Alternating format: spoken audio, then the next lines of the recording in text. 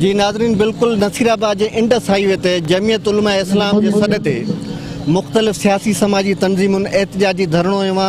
इन धरणे जो वॾो सबबु इहो आहे त 15 अगस्त ही धरणो लॻल हो, जिते डिप्टी कमिश्नर कंबर साणनि वाइदो करे वियो त 2 ॾींहंनि अंदरि पाणी ॾींदासीं। पाणी न मिलण करे, वादे वफ़ा न थियण करे ही ॿीहर धरणो लॻो आहे।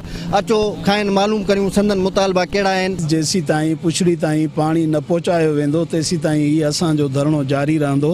आबादगार जो हक़ आहे त उन्हीअ खे पाणी पहुचायो वञे। आबियानो ढल उन्हीअ खां वसूल थी कई वञे पाणीअ जे मद में, पर अफ़सोस सां चवणो थो पए त कुदरती काई खोट कान्हे का। सिंधु दरिया जे अंदरि, रेस्किनाल जे अंदरि, गार जे अंदरि वाफ़र अंदाज़ में पाणी आहे, पर कामोरा शाही असांजा वज़ीर MNA MPA गरीबन जो पानी बंद करे इहो धाड़ो हणी रहा आहिनि। जंहिंजो गुज़र सफ़र उन ज़रिए सारियाले फ़सुल ते आहे।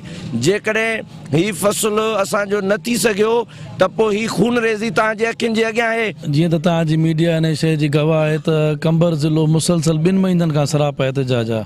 कॾहिं हिक तालके में, कॾहिं ॿिए तालके में, कॾहिं हिक वाह जे मथां, कॾहिं ॿिए वाह जे मथां, कॾहिं रेगुलेटर जे मथां ये धरणा हिननि जा हलनि था पिया। सम्झ में इहा ॻाल्हि नथी अचे त हुकुमरान हिन शइ खे एतिरो लाइट छो वरितो आहे। 5 खून त थी चुका आहिनि, शायदि हिनखे अञा ड्रॉ न थियो आहे। हिन जो मक़सदु शायदि हिते इहो आहे त खून रेज़ी थिए, माण्हू हिक ॿिए खे मारनि, क़त्लेआम कनि। अलाए हिन जो मक़सदु छा आहे।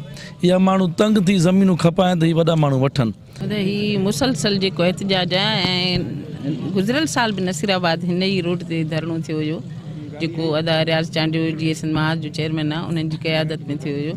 ऐं ही ग़रीबनि सां, मिसकिननि सां ज़्यादतियूं आहिनि जेको उन्हनि खे पाणी नथो ॾिनो आहे। हिकु त हारी जेको आहे उहो जेको बि 12 महीने जी कमाई हूंदी आहे त उहो साॻियो ई वरी उन्हनि वॾेरनि खे कर्ज़ में वापसि ॾींदो आहे। उनजे बावजूदि बि ही वीचारा हिननि जूं ज़मीनूं जेके आहिनि उहे बंजर लॻी पियूं आहिनि, आबाद नथियूं थियनि ऐं उनजो सॼो पाणी हुन ॾे थो वञे। पुछड़ियूं जेके बि उहे गैर आबाद लॻी पियूं आहिनि। हिन भाइरनि जेको साथियुनि धरणो हुयो आहे इहो पंहिंजो जाइज़ धरणो आहे। इन धरणे ते अटल रहनि, जेसि ताईं इहे पंहिंजा मुतालबा नथा मंझनि तेसि ताईं हितां न उथनि। हिननि जो मुतालबो आहे जेसि ताईं पाणी असांजी शाखुनि में, वाहन में न पहुचंदो, हीअ ख़ुशहाली ख़तमु न थींदी, हीअ एहतजाज जारी रहंदो। कैमरामैन सज्जाद कलोड़ो सां गॾु अल्लाह बख्श कुरैशी, सिंध TV न्यूज़, नसीराबाद।